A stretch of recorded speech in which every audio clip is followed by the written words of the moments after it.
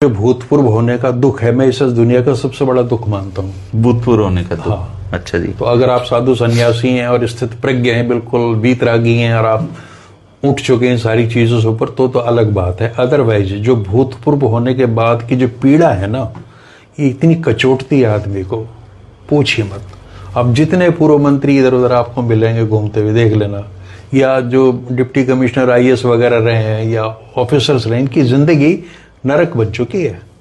अगर इस बीच में ज्ञान उत्पन्न ना हुआ उनको, तो ये जीवन में नारकीय जीवन जीने वाले लोग हैं सारे के सारे। इन्हें कुत्ता नहीं पूछता, यही हटाते हैं कुत्तों को सुबह सुबह, ये सच्चाई है।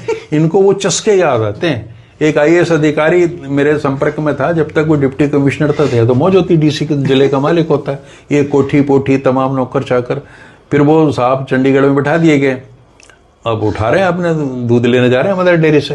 तो वो बहुत बड़े बड़े आईएएस ऑफिसर हमने देखे चरणों में लेटते हुए। एक बहुत बड़े आईपीएस थे, वो उन्होंने पार्टी ज्वाइन कर ली, एक क्षेत्रीय पार्टी। तो उस मीटिंग में मैं भी गया हुआ था। तो 3-4 कुर्सियां लगी हुई थी, उन पे ऑलरेडी सब विराजमान थे। तो वो इतने बड़े कद का आदमी, वो रिटायर होकर पार्टी ज्वाइन की थी ताजा ताजा, वो आया तो कोई खड़ा ही नहीं हुआ कुर्सी से। और वो 2-3 मिनट तो उसने देखा, अब कहे कौन, वो जो नेता था उसने नजर फेर ली, दूसरे लोगों ने कुर्सी देनी नहीं थी।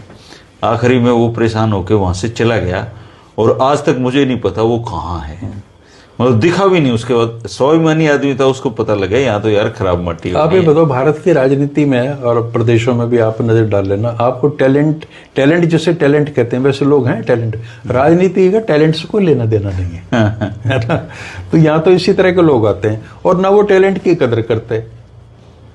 उनको उनकी आत्मा में बड़ी शांति मिलती है जब वो किसी टैलेंटेड आदमी को देखते हैं कि मेरी चमचागिरी कर रहा है ना, और मेरे लिए पानी ला रहा है, मेरे लिए चाय को पूछ रहा है, मेरी चमचागिरी में लगा हुआ, तो उनकी ईगो इन्हीं चीजों से सेटिस्फाई होती है। पद के साथ भी है जी, आदमी पद पे होता है तो चमचे ज्यादा होते हैं, पद छोड़ देता है तो पद चमचे भी खत्म। इसीलिए तो जो राम वर्मा जी थे आईएएस, उन्होंने अपनी किताब में लिखा है, ये जो रिटायर्ड लोग होते हैं अधिकारी या मंत्री, ये जब इन पावर में नहीं रहते हैं, तो अगर पड़ोसी की बेल भी बजती है तो ये अपने गेट पे देखने जाते हैं, हमारे यहाँ तो नहीं आया है। अच्छा, ये जब तक सत्ता में रहते हैं तब तक जो इनके तथाकथित अपने लोग हैं उनसे कभी संपर्क साधते नहीं। हाँ, वो तो उनसे तो फिर बदबू आती है ना। और दोबारा जब रिटायर होने के बाद में फिर से सामाजिक जीवन की चाह में निकलते हैं, अपने गांव जाते हैं, रिश्तेदारों के पास जाते हैं, वहां कोई पूछता नहीं है, उनका कुछ बिगाड़ भी नहीं सकते। अच्छा, फिर ये गिनाते रहेंगे, मैंने उसके साथ ये अच्छा किया, मैंने उसको वहां पहुंचाया, मैंने उसको वहां लगाया। भैया कोई नहीं मानता, है ना।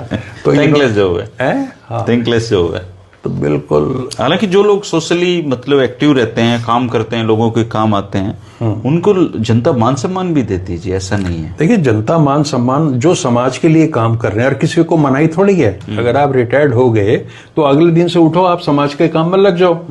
लेकिन आप जब पावर में थे तब तो आपने किसी को बैठा के चाय भी नहीं पिलाई। आपकी पारिवारिक जिम्मेवारियां उस समय तक समाप्त हो चुकी होती हैं, आर्थिक स्थिति आपकी ठीक होती है, आपके अंदर बहुत सारे मेरिट होती हैं, तभी तो 35-40 साल आप लोगों के संपर्क में रहे हो, तो उन सारी चीजों का लाभ आप उठा सकते हो। अब कहाँ गए अशोक खेमका, तो नजर नहीं आते हैं।